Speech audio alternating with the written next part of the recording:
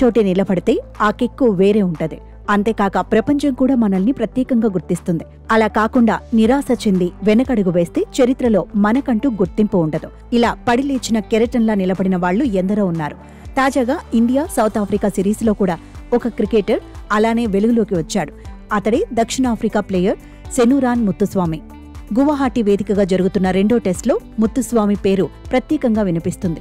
రెండో టెస్టు గెలిచి సిరీస్ను సమం చేయాలని భావించిన టీమిండియాపై ముత్తుస్వామి నీళ్లు చల్లాడు. గువాహటి వేదికగా దక్షిణాఫ్రికా, భారత్ మధ్య రెండో టెస్టు జరుగుతోంది. తొలి రోజు 6 వికెట్లు తీసిన భారత్ రెండో రోజు తొలి సెషన్లోనే మిగిలిన వికెట్లు తీస్తుందని అంతా భావించారు. అయితే అందరి అంచనాలను తలకిందులు చేస్తూ సెనూరాన్ ముత్తుస్వామి సౌత్ ఆఫ్రికా జట్టుకు గోడలా నిలబడ్డాడు. భారత బౌలర్లను విసిగించాడు. అంతేకాక 206 బంతుల్లో 109 పరుగులు చేసి ప్రొటీస్ జట్టుకు భారీ ఆధిక్యం రావడంలో కీలక పాత్ర పోషించాడు. ముత్తుస్వామి సూపర్ బ్యాటింగ్తో భారత్ విజయం మాట పక్కన పెడితే డ్రా కోసం ప్రయత్నం చేయాల్సిన పరిస్థితి వచ్చింది.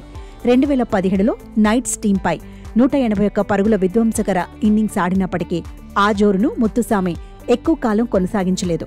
బ్యాటింగ్ ప్రదర్శన తగ్గినా బౌలింగ్లో సత్తా చాటాడు. దాంతో అతను ఆల్రౌండర్గా అవతారమెత్తాడు. నిలకడైన ప్రదర్శనతో 2019లో భారత పర్యటనకు వచ్చిన సౌత్ ఆఫ్రికా జట్టులో అవకాశాన్ని అందుకున్నాడు. కానీ కేశవ్ మహారాజ్ అత్యుత్తమ ప్రదర్శనతో తుది జట్టులో చోటును పదిలం చేసుకోవడంతో లెఫ్ట్ ఆర్మ్ స్పిన్నర్ అయిన ముత్తుస్వామికి ఎక్కువగా అవకాశాలు లభించలేదు. అయినప్పటికీ పట్టువదలని ముత్తుస్వామి వచ్చిన అవకాశాన్ని సద్వినియోగం చేసుకుంటూ తన ప్రతిభను చాటుకున్నాడు.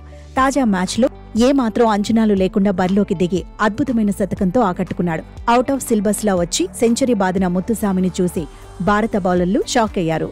ఈ దక్షిణాఫ్రికా బౌలింగ్ ఆల్రౌండర్ పేరు చూస్తే భారత మూలాలున్నాయని అర్థమైపోతుంది. సెనూరాన్ ముత్తుస్వామి తల్లిదండ్రుల స్వస్థలం తమిళనాడులోని నాగపట్నం ప్రాంతం. అయితే ముత్తుస్వామి పుట్టకముందే అతడి ఫ్యామిలీ దక్షిణాఫ్రికా వెళ్లి స్థిరపడింది. ముత్తుస్వామి తండ్రి అతన్ని క్రికెట్లోకి తీసుకొచ్చాడు.